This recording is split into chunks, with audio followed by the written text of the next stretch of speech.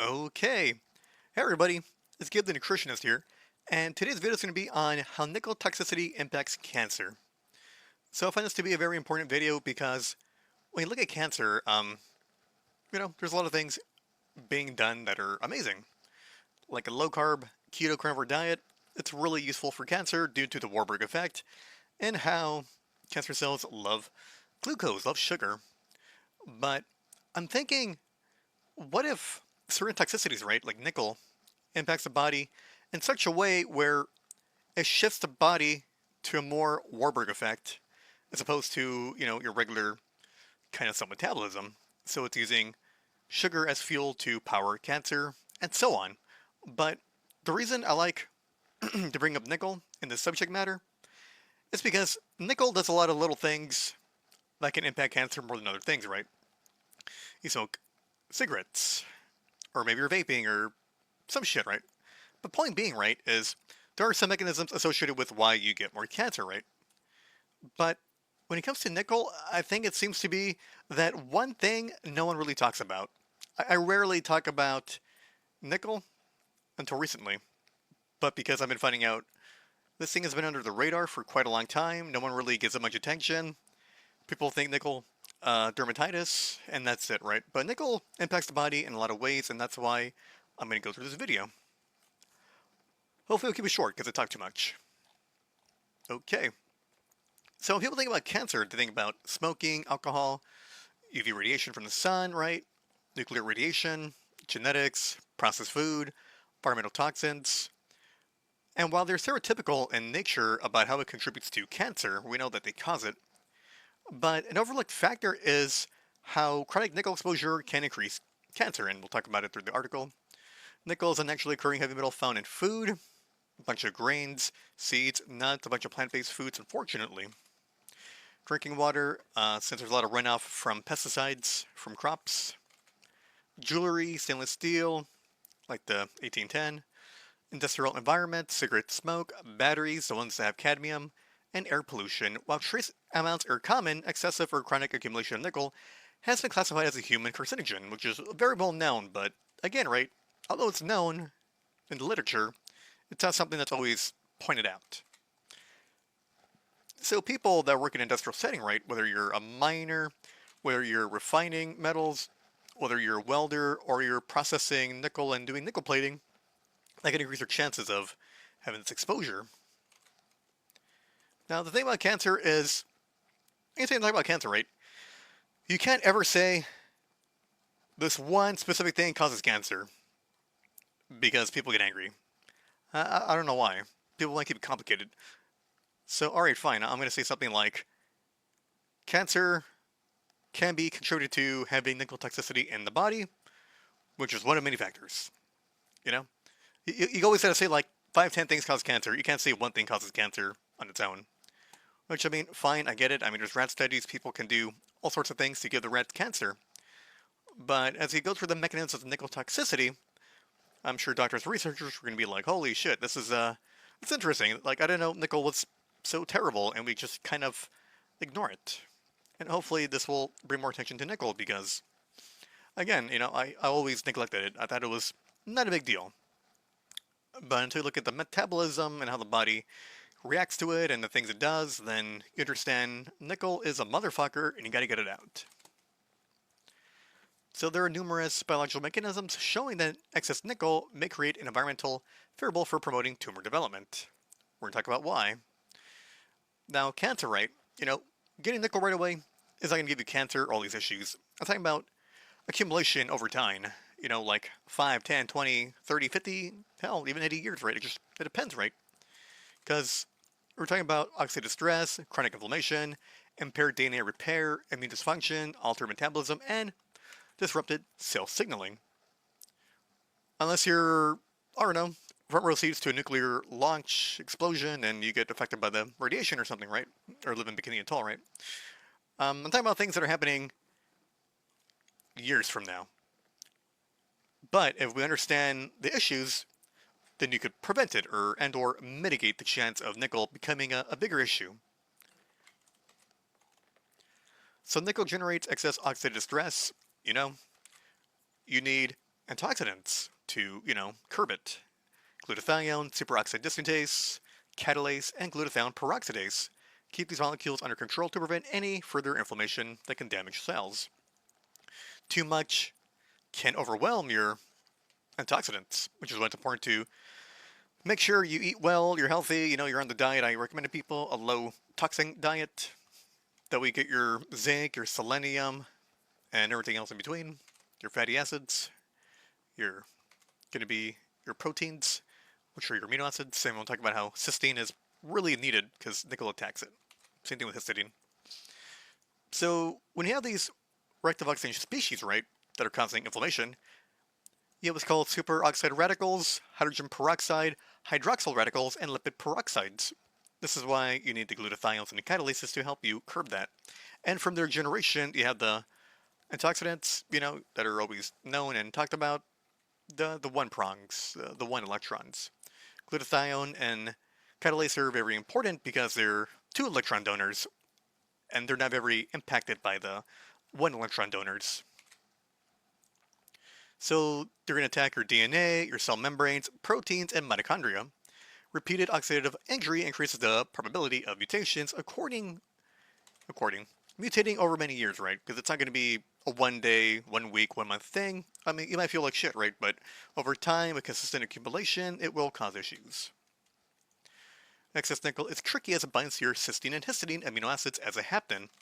This means your body will attack the nickel-bound cysteine and histidine in an autoimmune-like reaction. Cysteine is one of 3 important building blocks for making glutathione, which can be even more bottlenecked in its creation. So that's why N-acetylcysteine can be helpful to an extent. It could mitigate the effects of nickel as the body is trying to detox it. Or even when you're, having the exposure of getting more nickel, it will bind to cysteine and histidine. That's why I think NAC is such a... I don't want to say it's amazing. I mean, it really helps a lot of people depending on what their issue is. But that's why it's looked upon very favorably. So if you want to learn more about reducing inflammation by increasing glutathione antioxidants, then you can watch my video about it here. I'll put the link and you click it, and then, notice you don't... notice you can't see my mouse. I always say you can see my mouse. So where it says click here, and it'll take you to another article I wrote, which is a good foundational for people to understand how to get healthier. You have sensitive phase, metal ions, you get the nickel, go into your skin, then your body will react to it. You have interleukin 6, 12, and the thing is, when a person is getting the sensitivity to nickel, right, like they touch nickel on their skin and they're reacting, they've had enough built up in their body to the point where the body reacts on the outside. I thought maybe it happened differently, but I would think it's because a person has a larger nickel burden their body is trying to deal with, while they're also getting exposed to more of it. DNA damage and impaired DNA repair. Again, we talked about the damage, and the damage from this reactive oxygen species, right, can damage DNA by causing base modifications, single-strand breaks, double-strand breaks, DNA cross-linking, and chromosomal instability. Nickel interferes with several DNA repair pathways. So instead of repairing damaged DNA, the mutations may be incorporated into future cells. This kind of goes into the epigenetics later on. Over decades, the accumulation of mutations can increase cancer risk, which means your cells aren't kind of like a computer program, right? How you write in all this code, you hit enter, and it has that exact outcome. What happens is it messes with the code, right, of your DNA, and when it hits execute, what comes out is going to be something dysfunctional. So you might have issues with your skin, you might have issues with cells, you might have, things that cause cancer, uncontrolled, cell division, that kind of thing. So what's supposed to work properly and well does not work properly and well anymore, if that makes any sense. Like your car should turn on because the battery works, right? Imagine if everything was working and you try to turn on your car and nothing. It's kind of weird, right? Then it becomes a mystery. That's like, oh, well, the battery did work. It's just there's something defective with the battery. So this is why I tell people, right? You need to be using, or not be using, but, have enough in your diet, right? Vitamin B3 for PARP, vitamin B9 for base excision repair, and zinc, which are vital to fix your DNA damage as soon as possible. Now, for some people, they do everything and they never get better. It's because you need folate and zinc and B3 to an extent to make sure you're repairing, damage done as you were living. I mean, we live in a very toxic environment, it's not pristine as before the industrial age. So all sorts of things, right? Just Google carcinogens and mutagens and teratogenic stuff, right? And there's a list of all these things, right? And we don't think about it, we're living our life, we're doing our best, and you never know if you put up a product on your skin or eat some food or there's some exposure, the water, and then you get sick from that, right? So as I tell people, right, we can't fear everything, but what we can do is do the best we can to mitigate ourselves from these things by reducing exposure, by eating as clean as possible, and by taking supplements if you need it. So DNA damage repair system, you may have a mutation or an issue with all these things here. They're all very important. When it comes to cancer, they're all related because the whole point is, when it comes to cancer, right, the whole point of these systems, right, is you repair damaged DNA from becoming a worse problem, from growing. You want to nip it in the bud. That's the whole point of having like P53 tumor suppressor and all these other little things downstream, like the like the capsins and those other things. So yeah, that's why we're working to mitigate, so your body can work well again. Nickel causes epigenetic changes. So the thing, as I talked about, right, is how exposure to nickel changes the expression of your genes. It's called epigenetics. I'm sure you've heard someone saying, sure, you got bad genetics, which means you have a loaded gun, but your lifestyle choices, right, if they're bad, they pull the trigger and then it causes issues. So the whole idea is you can have a loaded gun pointed at you, but if you do things right, you get healthy, you detox, you eat well, then that trigger never gets pulled, and in a way, you basically disarm the bullet from the gun. That way it causes no damage, right? So nickel can increase DNA methylation, alter histone acetylation. Histone methylation, condense chromatin, and silence protective genes like P53 tumor suppressor. Many important tumor suppressor genes become turned off, DNA sequences remain unchanged, and instructions simply become inaccessible. So think about it like an instruction manual for making a table. Well, if half the pages are ripped off, right, you don't know how to make a table. Well, let's just say a car, right? Let's say it's the Ford Automotive manual for making the new Mustang, right? You lose half the pages, you can't make the Mustang. You don't have the parts for it and all the stuff you gotta know, right? All the technical details. So that's essentially a better way of me saying that. Your recipe gets messed up, and we gotta try and fix the recipe so we can unblur it and you can see everything your body should be doing properly. By reducing your exposure to nickel, by detoxing nickel, by getting up your antioxidants like glutathione to quell reactive oxygen species, getting your nutrients to fix DNA damage, you can change back epigenetics. Like I said, unload the gun, so you pull the trigger, nothing happens. So this is messing with chromatin, affecting how the DNA is going to be expressed. Nickel here, nickel chloride too, right? You have the gene here, it's here, there's an inactivation. So then you have lower levels of this gene Y. And what happens here is when you should have something active, it's silent, or when you have something silent, it's active. So that's the dysfunction I'm kind of talking about. It'd be like making a cake and the instructions never said to turn on the oven. Then you're never going to get the cake, you know what I mean? Sure, you can have all the ingredients in the oven and they're all there and they're all mixed, but if you don't turn on the oven, then you don't turn on the heat, and if there's no heat, you can't bake a cake, That's kind of what I mean. So silencing tumor suppressor gene and apoptosis resistance. Now, this is the thing, right? Tumor suppressor genes are very important for preventing cancer. P53 tumor suppressor does this by making sure cells aren't growing abnormally. P53 stops damaged, dysfunctional, and mutated cells before they become uncontrolled cancerous cell growths. Examples are repairing damaged DNA, stopping abnormal cell division, preventing uncontrolled growth, and triggering apoptosis. Apoptosis is what kills these mutated cells from, becoming the cancer.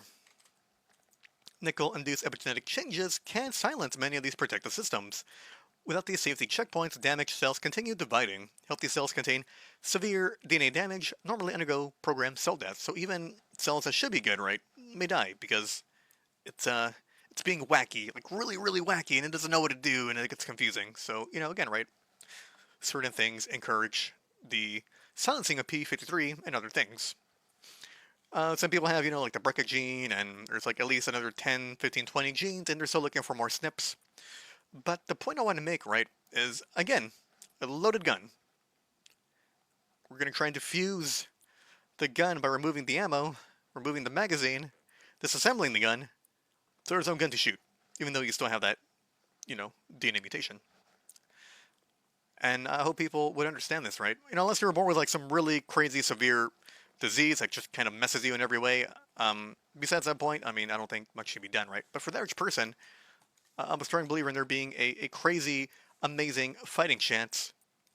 If you fight for it, you will take it.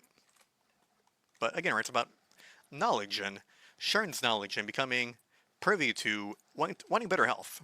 I've known people that they don't really care about their health, and if they die, and that's cool. I respect that. That's. I don't want to respect it, right? But if that's their decision, go for it, right? I can't control other people's actions. But yes, I want people to live and to prosper and to be happy, and they got loved ones, and they'd be sad to leave the earth early, right? But again, God decides many things. So, nickel can interfere with apoptosis pathway. Damaged cells continue dividing as there becomes a dysfunction with apoptosis, not killing these damaged cells. The accumulation of nickel may affect the following in a nutshell. It gets a little bit complicated. I try to simplify it as much as possible, but this gets way more complicated. But yeah, just in a nutshell, right? You have what's called BAX, which is BCL2 associated X protein. P53 signals to BAX to rupture mitochondrial membrane, so cytochrome C can enter and bind to create apoptosomes. Activates caspase enzymes to dismantle the damaged cells. So essentially, what it's doing, right, is you have this BAX, right? It creates this little thingy. It goes to the mitochondrial membrane. Cytochrome C activates to create these apoptosomes and activates these caspase enzymes. So think of caspase enzymes like a demolition crew. It goes into an empty house, it breaks down everything, and it stops the cancer from growing. That's what should be working. Puma, P53 upregulated modulator of apoptosis. It's a BCL2 binding component 3, BBC3. It signals BAX and BAC for activation. Then you have NOXA, which is called Forbol 12 myristate 13 acetate induced protein 1, which reduces BAX and BAC by neutralizing MCL1, which is called myeloid cell leukemia 1, which prevents apoptosis.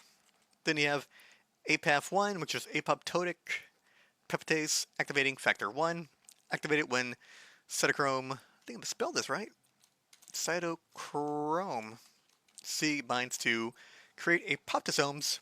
This helps activate the cascade of caspase enzymes. So essentially, when you have, nickel goes in, it damages all these things. You have DNA damage, you have instability to your DNA, things aren't happening the way they should be, they're not killing the bad mutated genes, and you get the growth of cancer and tumors. So I think, in my opinion, right, this might be the most important factor for cancer growing. So already we established you have reactive oxygen species. It happens over time, 5, 10, 20, 30, maybe 50, 80 years, right? I don't know. It depends, right? What you've been exposed to, right? If you're like Bubble Boy and you've never been exposed to anything bad, then it should be, in theory, fine, right? But here's the thing, right? When you have increased nickel or any other things that, impact your hypoxia-inducible factor 1, you have what's called this pseudo-hypoxia effect. So the thing is, when you have more nickel in the body, which you shouldn't really have any nickel in the body, right? But the whole point is people are getting toxic over time because they don't know better, right? And it happens. So normally, this protein only becomes active when oxygen levels fall. Nickel tricks cells into thinking oxygen is low, even though oxygen levels are completely fine, called pseudo-hypoxia. Now, when HIF-1 alpha remains chronically activated, blood vessel formation increases angiogenesis, and glucose metabolism shifts towards glycolysis. The cell survival pathway increases, tumor invasion becomes easier, and metastatic potential may increase. Ironically, tumors often exploit this exact pathway for growth. And this is why I consider nickel to be very insidious. So when it comes to cancer, every factor should be looked into and considered for increased chance of survival. So this kind of eventually get into the Warburg effect, right? Did you talk about it? Yeah, there, right there.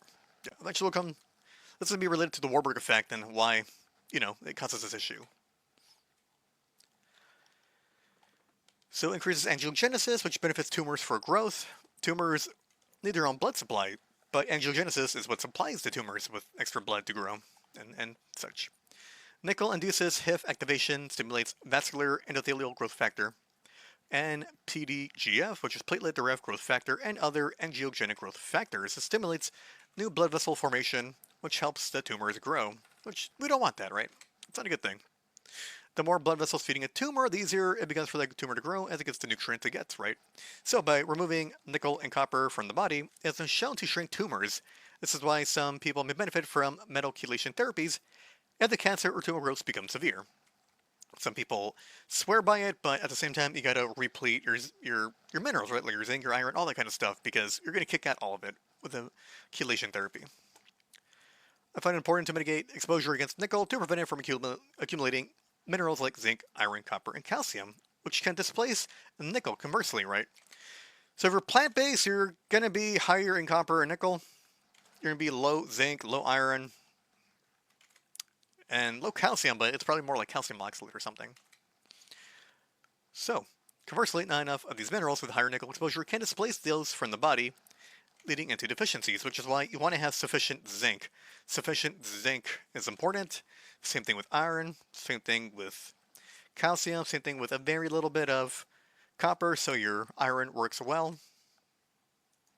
You want to learn more about nickel causing low iron anemia? Click here. And one thing I should have added to that article or guide, right, is how apparently H. pylori feeds off of nickel. So if you get rid of nickel, you get rid of H. pylori. And I thought that was very interesting and amazing, right? How if you get rid of this one thing, this terrible thing, it dies, and it can't live. So just, food for thought. So you have nickel. If you don't, regularly keep up with your minerals and your nutrients, then you won't, the superoxide dismutase, the catalase, the glutathione stimulating hormone, peroxidase, it won't be enough to stop the rectifunction species, which damages your DNA. And that's why it's important to reduce nickel and to work on that. And the reason I say that is because you don't want to do two things at once, because that's going to be crazy. It becomes very illogical. If you're getting sick from something, right, and you still keep adding more of that thing that keeps you sick, you're not going to get better from that, It's like a flooded house, and it doesn't get better, right? So, chronic inflammation, again, it activates mast cells, tumor necrosis factor alpha, interleukin 1b, interleukin 6, some other one where it was interleukin 12. So basically it stimulates it. Again, we talked about the happen immune-like reaction, HIF activated, and if you're the kind of person that suffers from allergies, reducing and removing nickel and detoxing it may increase, your ability to have less allergies, right? Since you have less of that mast cell going on. Healthy mitochondria produce energy efficiently, as you recall from high school. Powerhouse of the cell, right? I mean, it's all everyone remembers. But nickel toxicity can cause people to feel very tired, easily, muscly fatigued, and overall low energy. And that's because nickel damages mitochondria by lowering ATP production. And due to increasing ROS production, damaging mitochondria disrupts the electron transport chain. Hits to your mitochondria means your energy will take a beating, and again, right, over time, you have less energy, you feel less tired, and it's one thing I notice about some people, right, when they have more nickel, right, especially from, oh man, I'm a big fan of, what do you call it, coconut water. Unfortunately, I found out that coconut water has nickel, and I've noticed I got much more fatigue, like, personally for me, and I didn't understand it. I thought, potassium, it's good for you, I should have more energy. But my muscles felt weak and that it was very easily fatigued, right? Like if I worked out, like I could do 1/4 the workout and just be tired and sore. And then when I started removing the potassium, I'm like, man, this is amazing. I'm back to normal.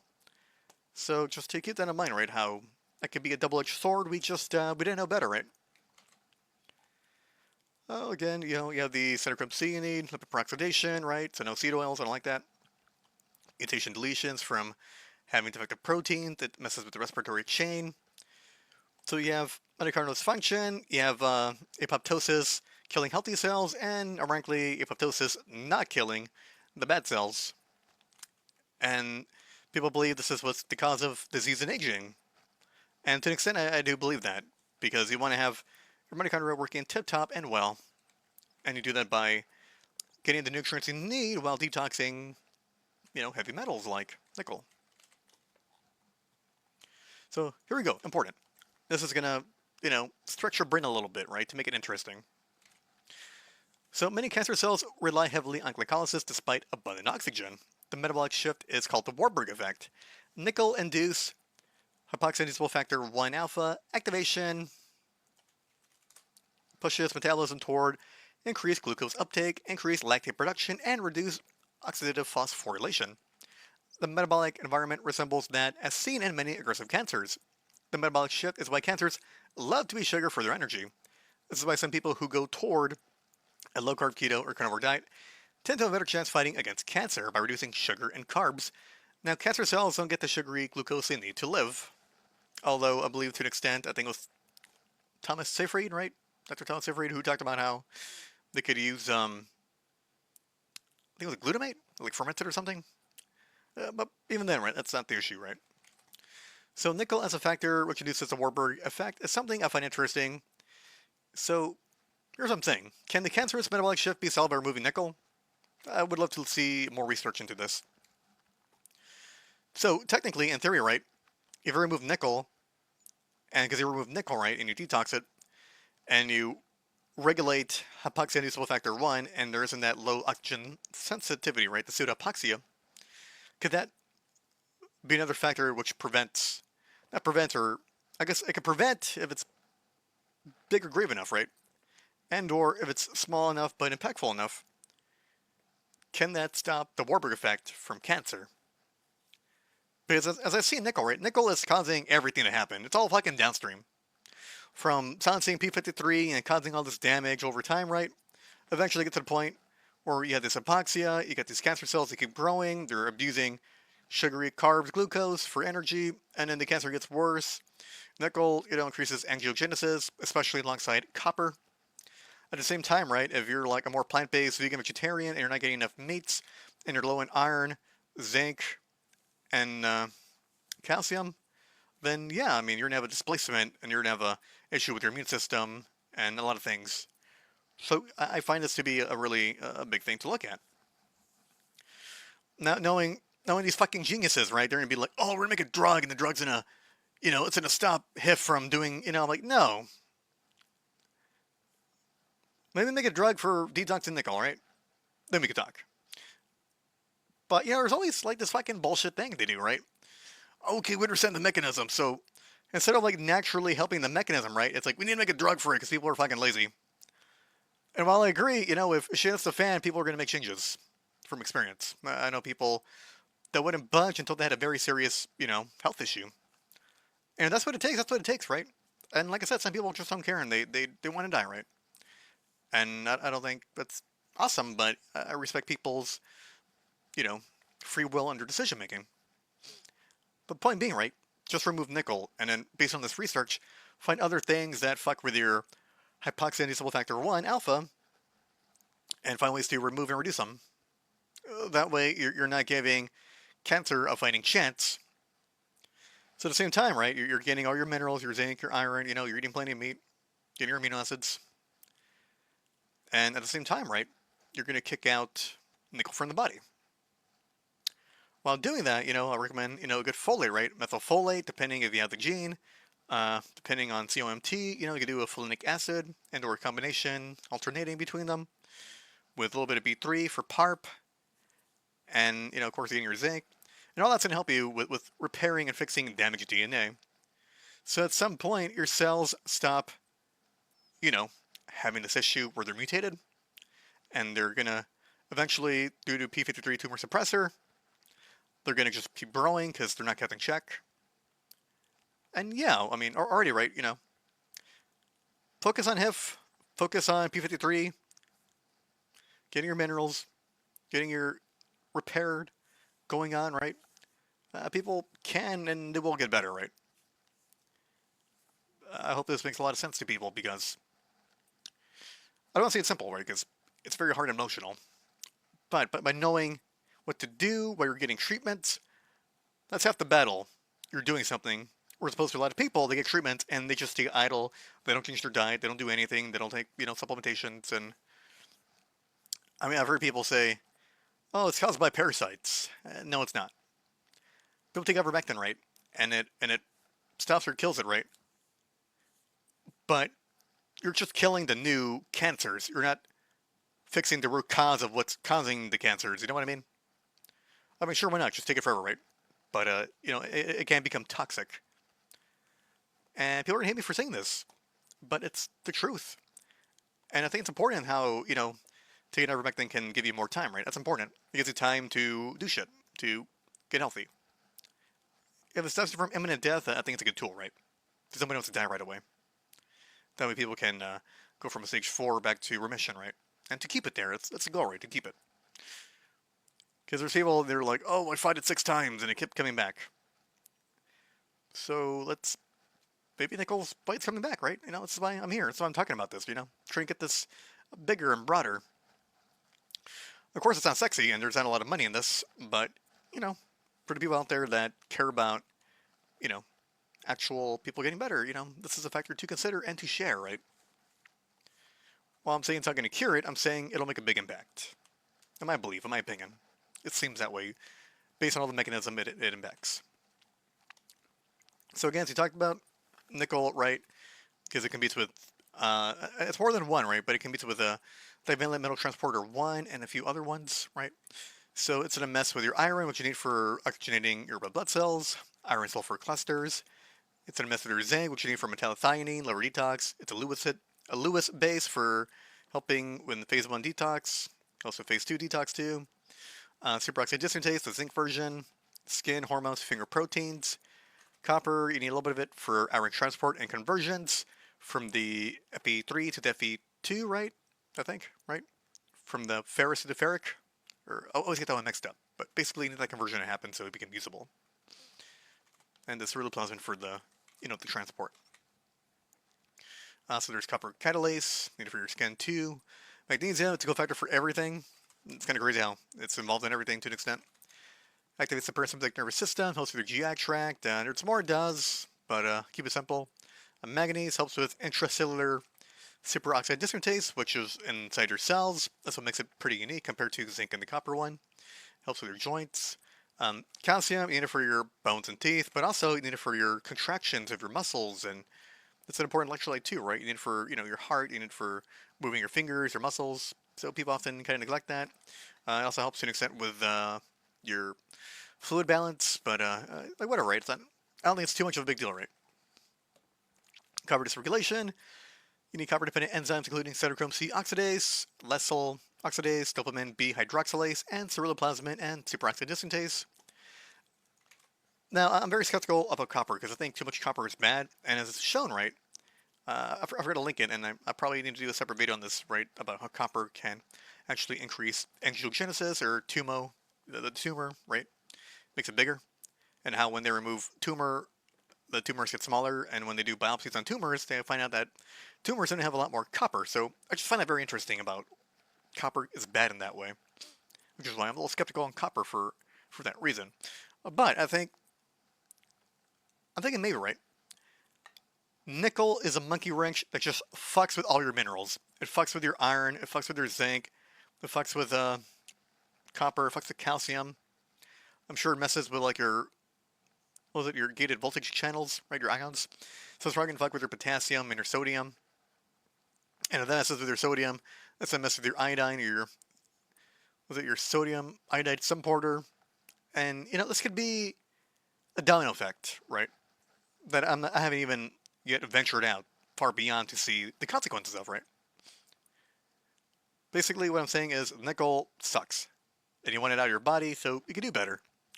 Because you do need all these essential minerals. They're what you need for the body to work properly.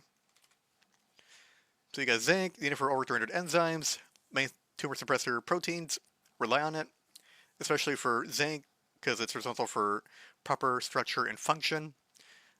Again, nickel can reduce zinc availability, impairing DNA repair, immune surveillance, antioxidant defense, and cell cycle regulation. Also related to cancer, right? Just as a mention and a shout out, right? Zinc can help as an aromatase inhibitor to prevent excess estrogen formation from fueling those types of cancers. Zinc helps to balance hormones like testosterone for men and estrogen/progesterone for women. I'm just saying that a lot of men that are, doing testosterone or they're trying to increase their testosterone, they might in the process increase more estrogen because they didn't deal with their aromatase inhibition. Women, same thing.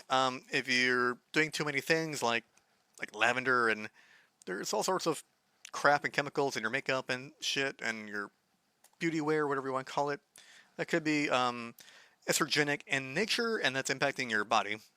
So zinc is important to help mitigate against the excess amount of estrogen, which you may be moodier and have more weight gain and you may feel less at ease, which is why progesterone is important to balance your estrogen. Iron dysregulation. Nickel interferes with iron-dependent enzymes, and iron is required for enzymes to regulate hypoxia-inducible factor degradation. When nickel replaces iron, HIF remains activated even under normal oxygen conditions. This perpetuates the cytohypoxia and promotes tumor-friendly signaling. This is what we don't want. So for more information on how nickel toxicity disrupts your iron and copper as a factor that can cause anemia, aka low iron, click here. So again, the body needs to absorb good copper, your zinc, that's what it was, right? Your Fe3 to your Fe2, and then it gets transported. Then you get the ferritin, which is storage. You got heme oxygenase, helps you with hepcidin, your blood transferrin goes in there. You got your copper reductase, you got the transfer, goes through here, goes through here, goes through here. Then you have your zinc, goes through the zip4, gets transported. Then it goes to ZNT1. And we have excess of something, right, like way too much, or you get an infection, or you're sick. They have metallothionein building up to store things from pathogens like bacteria. So stem cell dysregulation, although not much in-depth research on this specific topic, limited research may suggest nickel may influence cellular stemness pathway.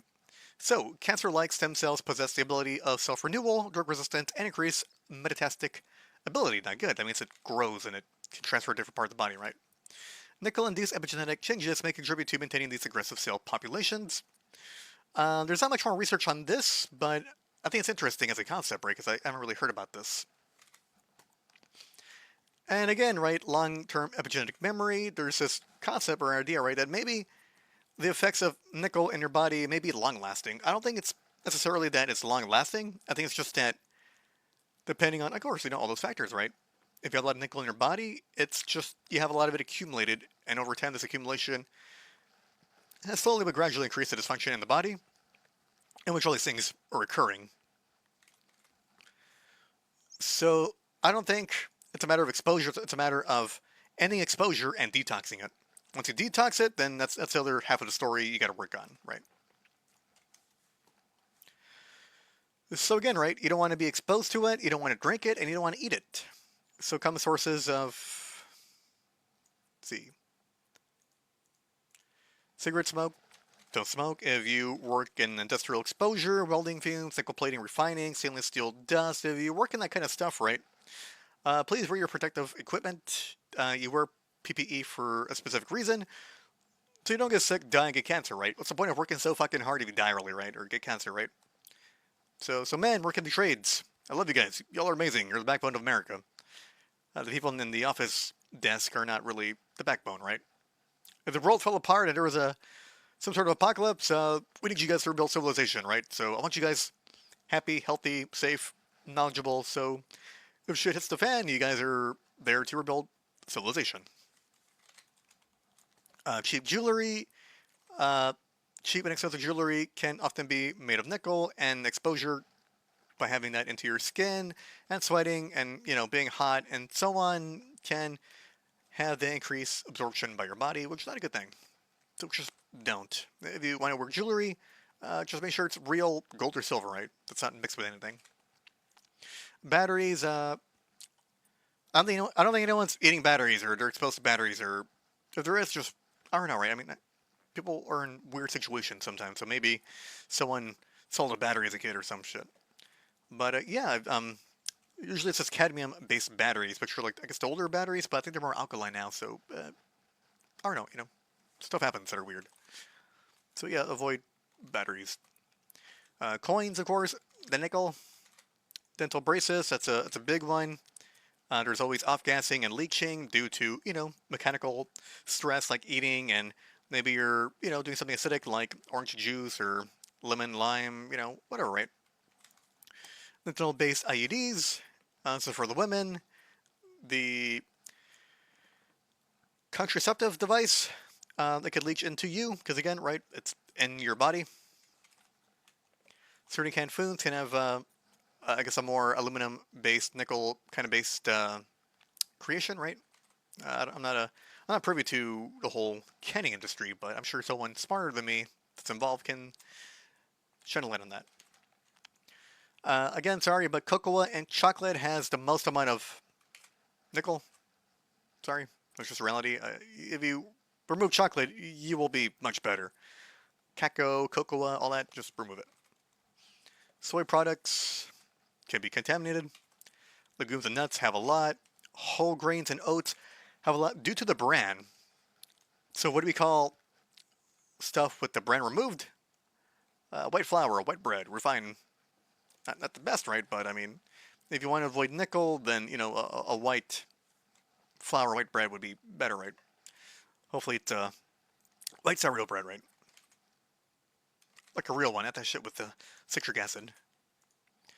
Drinking water, right? Check your ewg.org to see your city water or your water system and see if there's any exposure of nickel. Because again, right? Not even knowing it, you could be drinking it, and I don't think there's proper limits set on reducing nickel. So you can have a water supply with a 10 nickel. If you're lucky, maybe you don't. But again, right?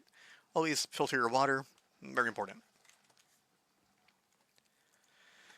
So for most people, dietary nickel alone is unlikely to be the sufficient cause of cancer. The greatest established cancer risks are from chronic occupational inhalation exposure, while the role of long-term dietary exposure is still under investigation. A lifetime of nickel accumulation without detoxing can become a greater factor toward cancer, in my opinion. As you know, right, like it takes years to have this issue, right? Cancer.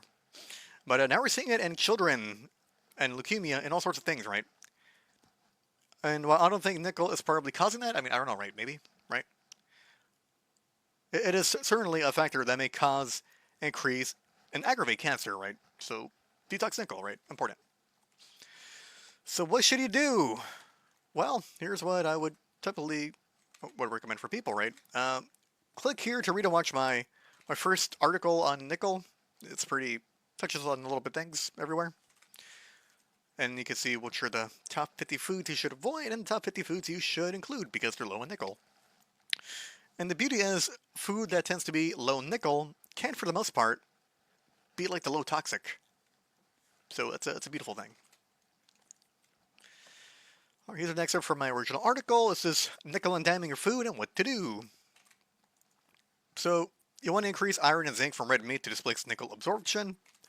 Increase protein from animal-based sources to replenish amino acids like cysteine and histidine that were brown to nickel. Increase vitamin C to reduce nickel absorption. Increase calcium to displace nickel. Reduce stress to use detoxing, and drinking filtered reverse osmosis water to remove any minerals from your water. Now think about some systems that don't do the reverse osmosis and they want to keep like minerals in there. Is all minerals, good or bad, will go in there, right? Mercury, cadmium, lead. It doesn't matter if it went through the what do you call that? The activated carbon, right? Because it'll still pass because it's the ions and all that kind of stuff, right? Which is why the whole point of reverse osmosis is to remove the metals. So I would argue you might do more harm than good if there is indeed nickel in your water. So this combination creates a perfect environment to detox nickel. Sweating and drinking more water helps to eliminate more nickel from the body. If exposure was gradual, it may take more time to fully detox from nickel. Now again, some people were plant-based, so they are probably the worst with nickel. Maybe a lot of grains, right? Whole grains, right? So you have a lot of that. Maybe you love nuts and seeds, right? And chocolate. So from a dietary perspective, these are the people that are going to have this more of a nickel issue. And if you got the cancer, right? You want to remove these foods so it's not further aggravating by increasing nickel. It's increasing all these factors I talked about, which, will make cancer worse, right? The whole point is to give you a better fighting chance. This is my original article. Just click the link and you can go read it and watch it. So in ending, while nickel is not the direct cause of every cancer, it may play a role. I argue it's a strong factor that should be strongly considered when it comes to cancer. Cancer develops through a complex interaction of genetics, environmental exposure, lifestyle, infections, aging, immune function, and metabolism. I don't see much talk about nickel and cancer except in the literature. So I hope by spreading awareness to the literature and having more doctors and researchers look at this, they could in some way incorporate this into their practice. And, everyone everywhere can have better odds, right? Because I'm very Promethean, and I believe everyone should have access to information that should impact and make their lives better, right? I got like a $5 paywall for old articles, right? But other than that, right, I'm not trying to charge people, here's $5,000 and, get my article on how to fucking, beat cancer, right? No, I don't do shit like that, right? I want people who are involved in their own health to have this knowledge, to use it, to do their own research, to spread awareness, to, because that's what it's all about, right? I don't want to paywall things on cancer, right? I don't think it's cool. It's, in my opinion, fucking lame. And some people love it, right? I'm a special person that, can give you sacred knowledge. I don't think any knowledge is sacred. It's all there. It should be available. I love spreading awareness so people can, make informed choices. At the end of the day, that's all it's about, I'm an open source kind of guy because why gatekeep information that could help people get healthy, right? The matter of gatekeeping, in my opinion, are people who choose to do nothing with information, right? That's, in my opinion, the only gatekeep. I got other opinions, but, that's to keep it simple. So, however, scientific literature demonstrates that excess nickel can influence many of the biological pathways that cancer cells exploit, including oxidative stress, chronic inflammation, mitochondrial dysfunction, impaired DNA repair, abnormal epigenetic regulation, angiogenesis, altered metabolism, immune dysfunction, and disruption of essential mineral-dependent enzymes.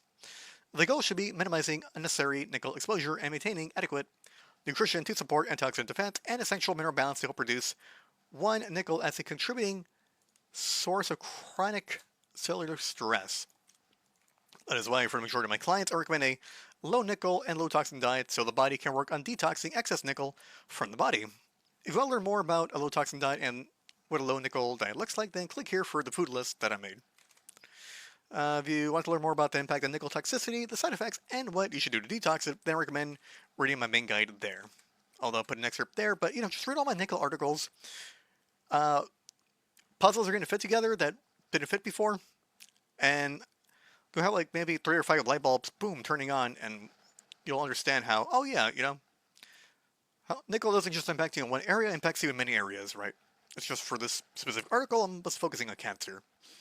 I did one for iron anemia, I think I did one on other things, right? But yeah, point being is, as I read these articles, you'll be like, okay, everything's making more sense.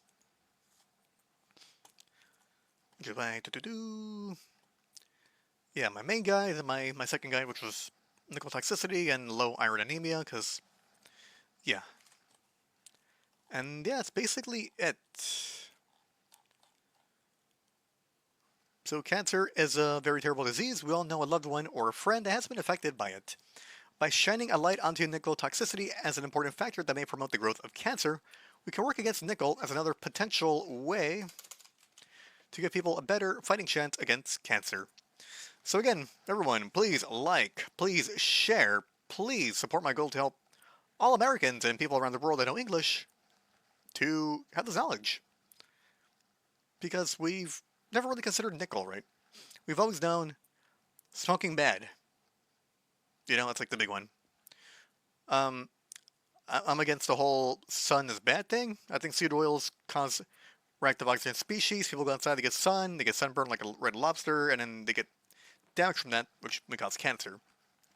At the same time, they're slathering on toxic creams with this SPF crap, and they're getting cancer because in some countries they don't use any sunscreen and they don't have cancer. So I'm like, all right, that's an interesting sign, right?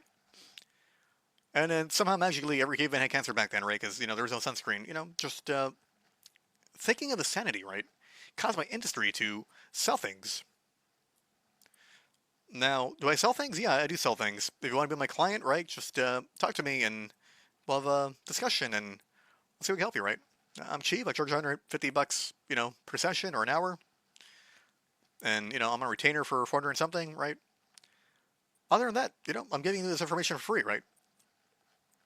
I'm not trying to have you only come to me, right? Maybe your best friend's a nutritionist, right? You want to take this information to him, right?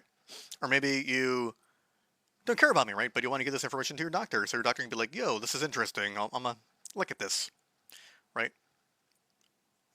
But yeah, I want to be Promethean in nature. So I'm essentially stealing fire from academic gods to give to the people.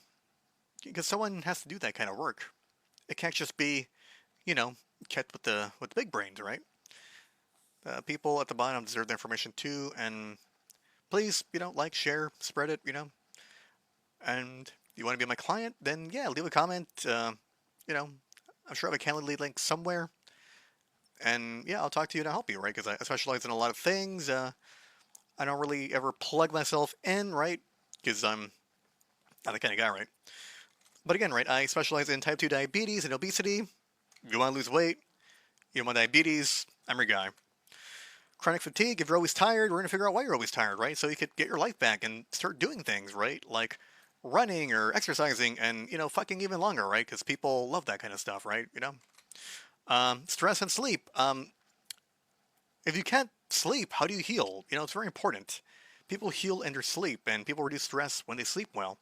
And mental health improves, and people grow, right? Especially if you're a child, right? It's important to get sleep so you can wake up ready for the day, like SpongeBob, and just being happy, right? Toxic heavy metal detox nutrition. Nickel's a part of this, right? I do this with cadmium, mercury, lead, whatever you have. With me, when it comes to hair tissue mineral analysis, you work with me. We do it for 2-3 months, and then I do one for you. The reason I do this is because when you're getting the zinc and the selenium and all the stuff you need, right, that's going to help your body detox, you can then see it on your test, your hair test. If you do it early on, and you're not really in a healthy diet, it's going to show nothing, right?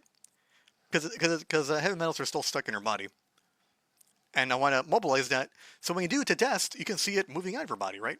That makes sense, and it's logical, but people, they just want to charge you again, and, I'm not the kind of guy, right? I know what it's like to be frugal, so I keep that in mind with my clients. Let's see, hormone balancing, whatever we do, that's all we do, right? Everything we do fixes your hormones. So men, more testosterone, getting hairier, having more libido, feeling amazing. Yes, women, losing weight, feeling feminine, womanly, beautiful, having more fertility. There's women into their 50s having fertility and having kids, so amazing. Accutane detox nutrition, I come from that and I was affected, and I'm helping other people that were affected by Accutane get healthier. It's a long and winding road, but I'm here to guide you, and eventually you will get better, but it takes years. Acid reflux and gastritis nutrition, nickel impacts that to an extent, so it's a cool thing to know. I help people, have better, again, digestion, right? By removing crappy foods and putting in good foods and giving your body what it needs to fix, leaky gut, right? And again, related to leaky gut. Granted, everyone does leaky gut shit, right? So it's kind of boring to me. But if you want, if you love me a lot, right? You think I'm cool and you want me to be your guy, I'll help you with that, right? Skin and acne nutrition, again, all related. The gut, detox, that kind of stuff. Very important. Remove seed oils. Heart health nutrition. Everything I do here is important. I'm a big fan of vitamin K2 for heart health, for calcium. A little different story when we talk about the damage to cardiolipin and the macrophages and causing foam cells. So I'll teach you what to do for that so you could prevent that, right? Hopefully. fertility nutrition, women, I don't want you to be a boss babe in your 30s that can't have kids and you gotta go do that stupid expensive shit with your eggs. I think it's fucking criminal. Really fucking criminal. That there's all these companies out there charging women like 100K, right? 20K, 50K. I mean, they charge crazy amounts to freeze the eggs so a woman can have kids, right? Because they're infertile. But they never fix their health, so of course they're going to be in a state of chronic infertility. Meanwhile, there's women under 50s having kids, right? So let's get you out of that, right? Unless you were born with a terrible disease that destroyed, your uterus and your womanly sense of self, that's a different story, right? But for most women, they're working too hard and they have a terrible diet. They're subsisting on coffee, and they're not getting nutrition, and their thyroid suffers, and everything goes downhill, right? That's just what happens when you're a boss babe and you're working hard and you got a good job, and you're moving up in the corporate world. I don't want you to suffer, right? Let me help you. You're a young, awesome, amazing, beautiful woman, and we can make you even better than what you were. Oncology, cancer, nutrition, this is kind of a part of that, which I'm bringing up nickel, because it's important, right? And a lot of people do questionable things on oncology-based nutrition stuff. Things I strongly disagree with that I think are retarded that can make cancer worse. I won't say much about that, but just know if someone makes you do some crazy shit, it's probably not going to work, right? Now, it's not exactly cutting a chicken's head off and dancing around a circle, but people do some weird crazy shit, and well, yeah, we don't do crazy shit here. We fix your nutrition, we fix your dysfunction, we give you good food, and, we keep updates with each other, and we get you better and better, right? Once you start eating healthier, from there on, here, and now, and later, right? You're going to be peaking. You're only getting better. So again, if you've always been unhealthy your whole life, and now you're getting healthier, there's going to be some slumps here and there, because, you got to remove crap from your body. But you will feel better than you ever felt in your life. And, it takes time, right, to get there. You got to work hard for it, right? There's no peptide for that. Mental health nutrition, everything I do, improving your health, by giving you, more proteins for amino acids and reducing inflammation, that kind of stuff. All that is important for mental health and for you feeling better. One thing I will say, right, is if you have the COMT mutation and you have the MTHFR mutation, that's going to strongly affect your mental health, depending on the mutation you have. So you might either need a methylfolate or a calcium folinate, and that's going to start to help you improve your mental health. So yeah, you can email me, right? Email. I'm the email guy, right? I love email. For me, email is a better way of responding to people than a call or a text, because you can lay out everything. I can look at it, I can review it, and then send you back a very strongly, thoughtfully worded email back to you, and we can have an appointment, right? Strategy call here? Yeah, here. That's where you click and you make an appointment with me, and we do it over Discord, or we do it over a phone call, depending on what you want, right? I stopped paying for Zoom because I don't like it. I like Discord. It's free, right? So, hey, lower cost for me means a lower cost for you. And that's what I care about, So again, you want to work with me, just, do all that, blah, blah, blah, whatever, right? Again, please like, share, subscribe. You could repost my stuff. You could take my videos and make things what you want with it to encourage the spread of this information. Because that's important, and when I look at nickel, there's just not much about it out there besides contact dermatitis. There are very few people doing work on nickel, but, I hope this blows up one day so it becomes, boring, ubiquitous, and we all know it, right? That's kind of the goal of what I'm doing here. So, yeah, I'm going to end it because it's going to be an hour, and I thought this was going to be like 30 minutes. So, guys, thank you. Please, God bless you guys, and have an amazing day, and fight cancer, and tell your coworkers, your friends, your family, or even some stranger that has cancer, because this can help you, be a game changer, right? And if it's not a game changer, at least it'll make a thoughtful impact in the disease. Okay? Everyone, thank you. God bless you all. Have an amazing day and a great week. Goodbye now.